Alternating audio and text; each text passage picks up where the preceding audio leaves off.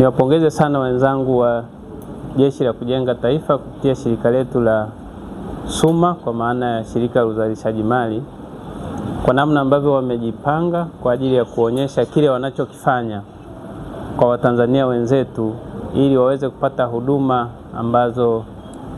kwa namna tunavyoziona ni huduma ambazo zimeboreshwa, lakini zina gharama ambayo ni himilivu. Kwa hiyo kwa maana ya shirika letu la Jeshi la Kujenga Taifa tunafanya kazi pia za uzalishaji mali, lakini na kazi pia za kuwafundisha vijana wenzetu. Lakini kwa leo, kwa maana ya maonyesho yetu ya Sabasaba, tunapata wasaa kuonyesha vile ambavyo tunavifanya kwenye vikosi vyetu mbalimbali. Lakini sasa kwa kupata nafasi ya kuja hapa, tunaona kwa ujumla wake ambavyo wanahudumia wananchi na kutoa mafunzo, lakini pia na kuwatengeneza vijana ili waweze kujitegemea na create au kuanzisha ajira. Kwa mfano nimeangalia wenzetu wa kampuni ya fumigation, SUMA Fumigation, tayari wao wana ajira 4,800 kwa vijana. Kwa hiyo tunaona kwa namna gani hizi kampuni zetu ambavyo pamoja na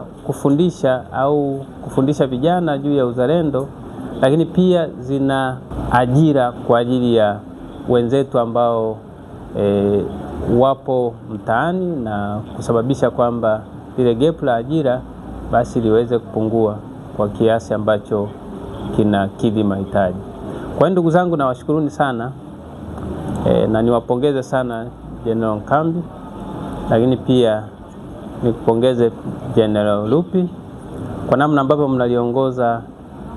jeshi letu la ulinzi, lakini na Jeshi la Kujenga Taifa kupitia kwa CDF na kupitia kwa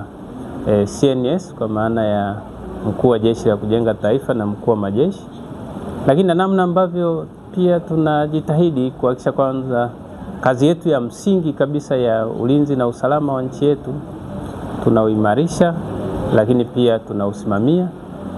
lakini na kuhakikisha kwamba wananchi wetu wanakuwa wako salama, ili kuweza kuleta sasa namna nzuri ya kufanya vitu vya kimaendeleo. Lazima cha kwanza kuwa na